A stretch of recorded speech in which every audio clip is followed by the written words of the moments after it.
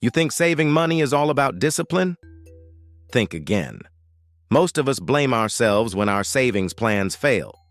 But the truth is, your mind has hidden mechanisms that often work against you without you even realizing it. Today, we're diving deep into how your brain sabotages saving money and what you can do to fight back. Let's start with a simple thought experiment. Imagine you've just received a bonus at work. You plan to save half and spend half. But before the day is over, you find yourself buying a new gadget or treating yourself to dinner. Later, you feel guilty, thinking, why can't I just save like I planned? What's happening here isn't laziness. It is your brain operating on instincts that were helpful thousands of years ago, but not so much in today's economy. One major player in this process is the immediate reward system, also known as the dopamine pathway. Your brain loves instant gratification. When you spend money, especially on things that feel exciting or socially rewarding, your brain releases dopamine, the same chemical that reinforces behaviors like eating or social bonding. Saving money, on the other hand, is a delayed reward. Your brain doesn't get that quick dopamine hit from seeing your bank balance grow, so it unconsciously nudges you toward spending rather than saving. Another factor is loss aversion, a concept from behavioral economics. Humans are wired to feel the pain of loss more strongly than the pleasure of gain. If you think about saving, it often feels like giving up immediate enjoyment, so your mind interprets it as a loss.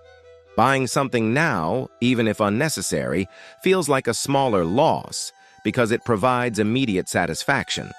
This is why that morning coffee, streaming subscription, or last-minute shopping spree can feel more rewarding than a growing savings account. Then there's the effect of mental accounting. Your brain categorizes money into different buckets, often irrationally. You might treat a tax refund or bonus differently than your regular paycheck, thinking, this money is for fun, even if logically it should go to your savings. This compartmentalization gives you permission to spend, bypassing your long-term goals. Your mind is clever. It finds loopholes in your financial plans. Let's talk about self-control depletion, sometimes called ego depletion. It's the idea that self-control is a finite resource. If you've resisted temptations all day, skipped snacks, avoided distractions, stayed productive, by evening, your self-control is lower. That's when impulsive spending often happens. It's not that you're weak, it's biology. Your brain simply can't maintain high levels of restraint constantly, and spending gives you a quick boost to counter mental fatigue. So, how does all of this manifest in real life? Think of your typical week. You intend to deposit a set amount into savings, but you go out with friends, order food delivery, or make small online purchases. Each choice is minor, but cumulatively they add up. You feel frustrated, maybe even ashamed. But here's the key. This isn't a moral failing. It's your brain responding predictably to its programming. Understanding these patterns is the first step toward control. Now let's explore some practical strategies rooted in psychology. First, make saving automatic. Your brain resists effortful restraint, so remove the decision-making process. Set up automatic transfers to your savings account right after each paycheck.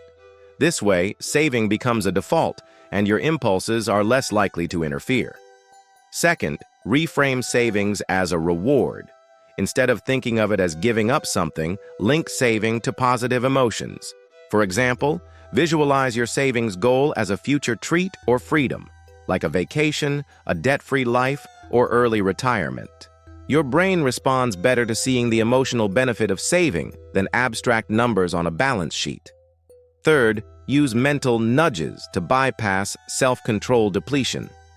Place reminders about your goals where you'll see them. Sticky notes, phone alerts, or visual cues like a jar with coins labeled for your future goal. These subtle signals reinforce the habit without requiring continuous willpower.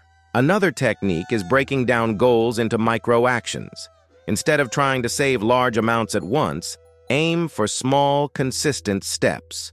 Psychology shows that small wins trigger dopamine release, which reinforces behavior.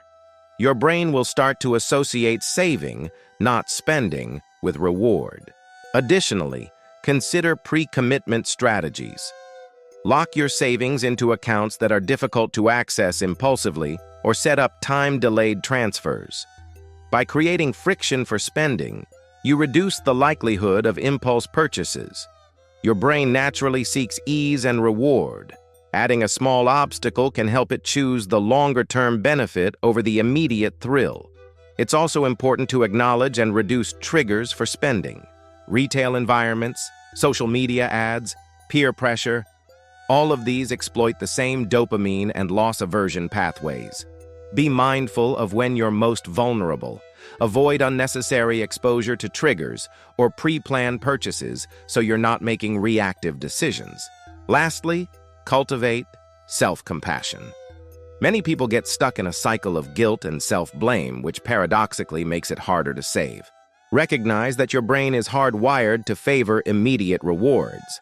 Each time you catch yourself spending impulsively, use it as data to refine your strategy rather than as evidence of failure. Over time, consistent small adjustments outperform sheer discipline. Remember, this is educational content about psychology, not financial advice. The focus here is your behavior, not specific investments or strategies. By understanding how your mind works, you gain insight into patterns that previously felt frustratingly automatic. The more you align your environment, habits, and mindset with your goals, the more likely you are to save consistently without relying on willpower alone.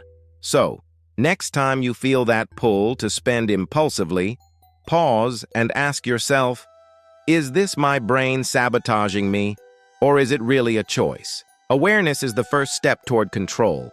With the right systems and mindset, you can work with your brain, not against it. Your savings are not just numbers. They reproof that understanding your psychology can change your financial life.